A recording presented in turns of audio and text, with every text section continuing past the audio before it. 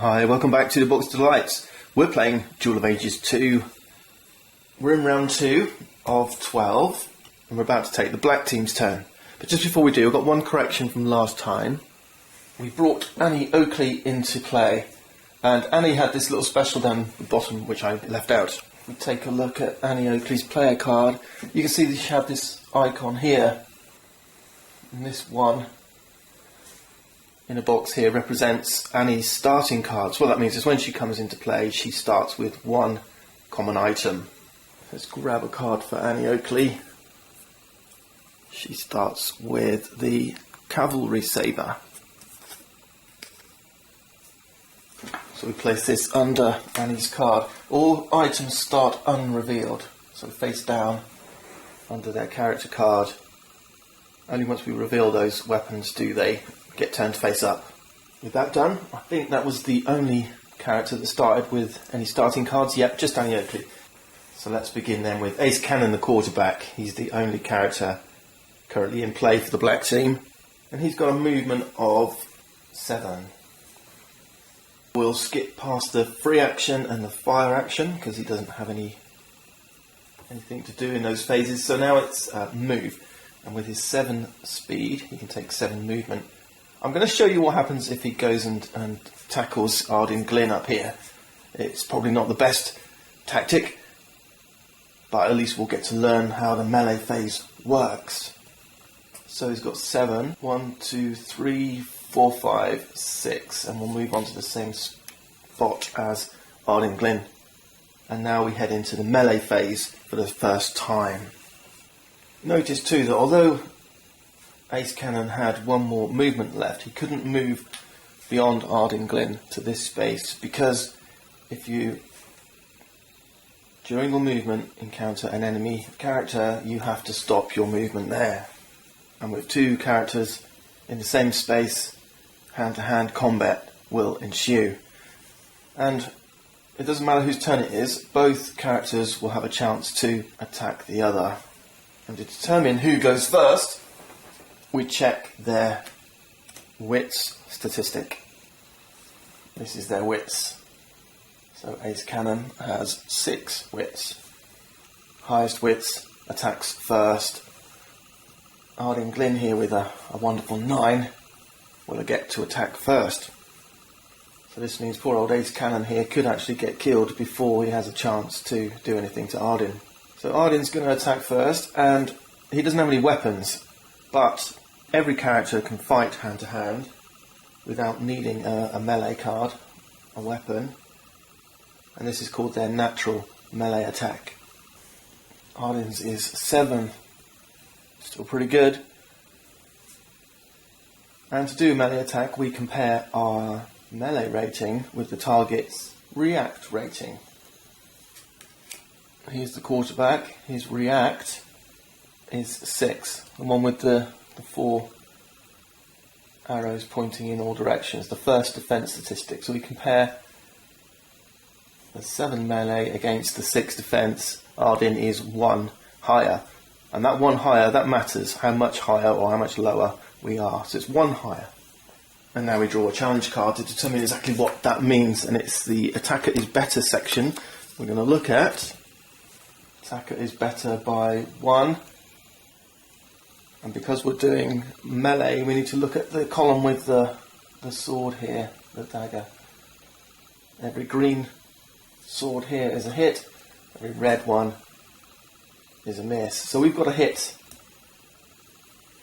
And now that we've hit in the challenge, we need to figure out how much damage we do. So Ace Cannon, you hit.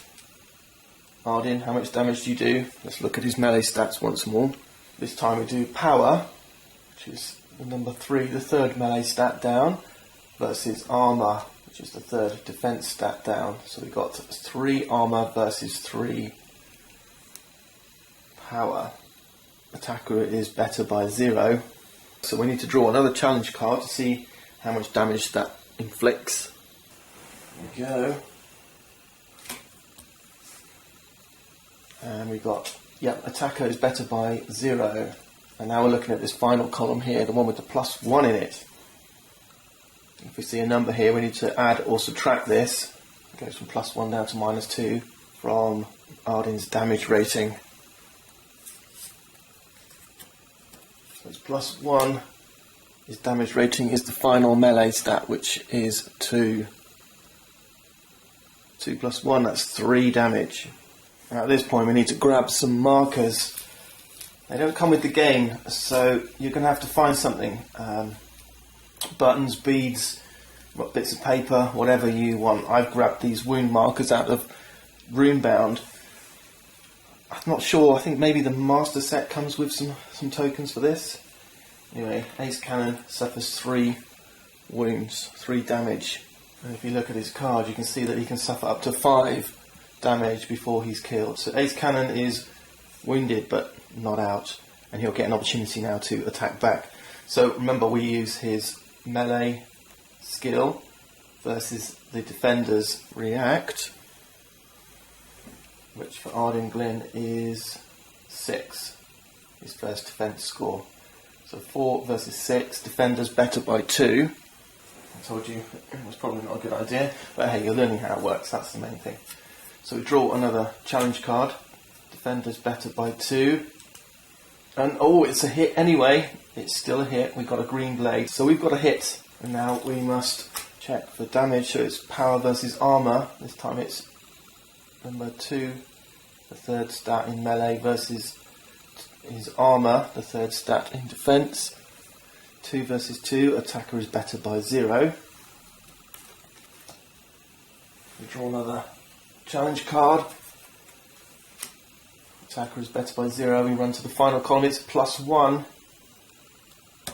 +1 to damage, and Ace Cannon's damage is 2. So Arden's also going to take 3 wounds. Okay, so that's how melee works. So depending on your luck with the challenge cards, if your characters are unarmed and equally matched, then there's a good chance you're gonna do some damage. Arden's health is 4, so he's still standing, but he's properly wounded. That's it then. So we've done the melee phase. It's concluded. We've both done each other a little bit of damage. Now we move into the adventure phase. There's no adventuring happening here. And now back to reinforce. Let's go and have a look at the white team's off-board characters. The highest respect is 2, 0, 2, 2. So all of black's characters with respect 2 or higher, and that's everybody, are going to enter the board. Let's do this in respect order. And we're going to start with Frost Dancer. Remember, we need to draw a challenge card, look for a coloured dome, and it's orange. Frost Dancer, she cannot enter her own team base, cannot end her move in the same space as an allied character, so she's pretty much a loner, this girl. So I've not got a problem with putting her a little bit further away. Let's have her head up here onto this dome here. Next is Spartacus.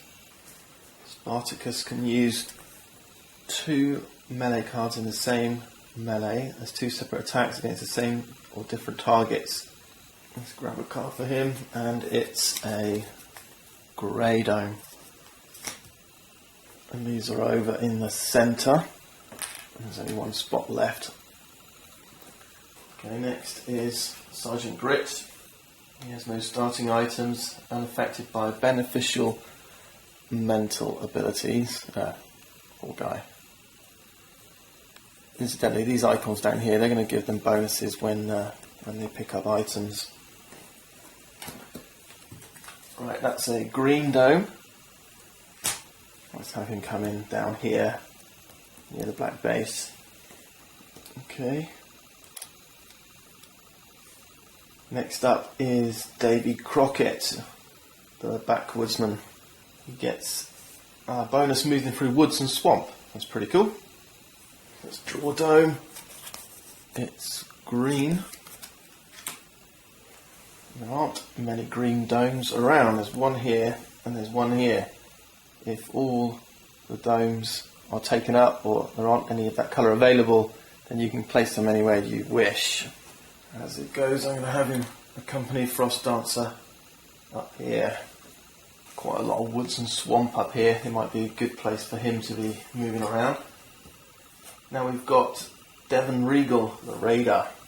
It comes into play with 2 cards at the start of the game. One common item and one secret item. So we're going to give him those. Quick look at what they are. Oh, nice. A nice 45 automatic Colt pistol and a Lith Secret. Is he good with weapons? I know a Sergeant Grit who is. Let's draw a dome. See where it starts. It's a red one. That's a shame. There's only 2 red domes left, and they're right up there. Really nice. Well, we couldn't get much further from Sergeant Grit or the Lith over here, but alright, fair enough. He's going up here with Frost Dancer and Davy Crockett. There we go. Next we have First Marine Quag. What a funny looking guy. He's the bug-eyed alien. Yeah, you're damn right. Okay, he gets a common item as well. Immediately upon owning any revealed pet, mount or fodder card, Quag must consume it. Nice.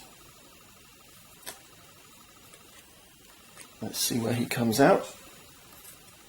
An orange dome. I think down here for certain. Let's give him his common card. It's a battle axe. Alright, not quite his thing, but never mind. And let's get him on the board. Lastly then we have Bruno Bincelli, the Muscle. And he starts with a common item as well. Oh, nice. A gangster on a bike. Some of the combinations here are fabulous. Anyway, if he pops on his bike, he's going to have 7 speed instead of 6. So, a nice 7-speed bicycle. Right, mountain bike that you can't enter buildings on. Let's draw a dome for him. It's orange. There's one down here. There's one over there by Annie. He can go quite a long way on his mountain bike. We could go down here. I think we'll put him down here.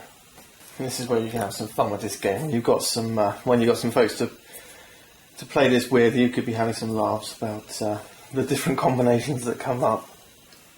For now though, that's the black team's turn finished, and we're heading into round 3. Join me next time.